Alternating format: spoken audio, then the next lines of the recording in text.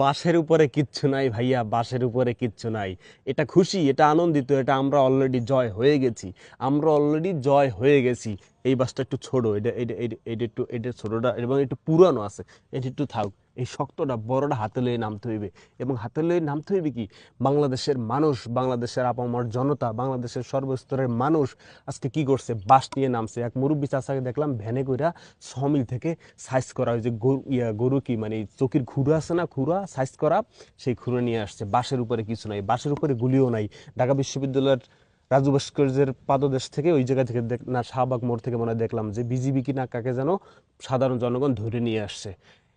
বাংলার মানুষ মুক্তি চায়, বাংলার মানুষ ছাড়া চায়, বাংলার মানুষ বাঁচতে চায়, বাংলার মানুষ তাদের অধিকার চায়। বাঁশের উপরে কিছু নাই ভাইয়া, বাঁশের উপরে কিছু নাই। বাংলার মানুষ আজকে বাঁশ নিয়ে নামছে, কারণ জানে আওয়ামী লীগ, ছাত্রলীগ, এই যুবলীগ, খুনি লীগ, মুজা লীগ, জুতা লীগ, এই বাংলাদেশ বিরোধী লীগ, আওয়ামী লীগ, এরা কি করেছে, সাধারণ মানুষের নামে সাধারণ মানুষকে আজকে হত্যা করতে, খুন করতে, গুম করতে এরা মাঠে নামছে। এই বাংলাদেশ তোমাদের আর নাই ভাই, তোমরা অনেক অনেক করছো। ওই চট্টগ্রামের ভাষায় কি যেন, অনেক হইয়ে বদ্যা হইয়ে আর না হইয়ে কি যেন চট্টগ্রামের ভাষায় বলতেছে, সর্বস্তরের সর্বজেলার গ্রাম মহল্লার মানুষ তোমাদেরকে থুতু ফেলে। চলে যাও ভাই, চলে যাও। না চলে গেলে জনগণের কাতারে চলে আসো। অ্যাটলিস্ট বাঁচতে পারবা, থাকতে পারবা। যদিও তোমরা দেশ ঘুরে গেলে তোমাদেরকে অস্তিত্ব বিলীন করে ফেলবে বাংলার মানুষ, তবুও এখনও যদি জনগণের কাতারে চলে আসো, অ্যাটলিস্ট এইটা বলতে পারবা যে আমরা তোমাদের কাতারে আসছিলাম।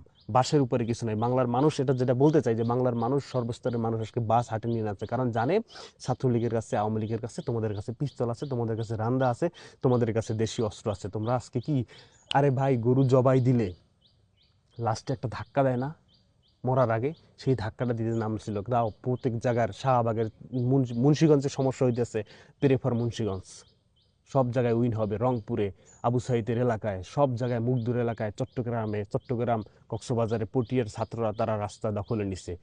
তোমাদের আর জায়গা নাই। তোমাদের নেতাকর্মীরা আজকে ফ্লাইট খুঁজে দেখো, আজকের ফ্লাইট ফুল ভরপুর, প্লেন ভরপুর, কোনো সিট খালি নাই। আর তোমরা আসছো রাজপথে। রাজপথে যাই এবার কি, বঙ্গবন্ধু মেডিকেল কলেজের ভিতরে তোমরা ঢুকে আশ্রয় নাও। কোনো আশ্রয় হবে না তোমাদের। তোমরা বাংলাদেশের মানুষের রক্ত চুষে খাইছো। তোমরা বাংলাদেশের মানুষের সাধারণ স্টুডেন্টকে তোমরা খুন করছো।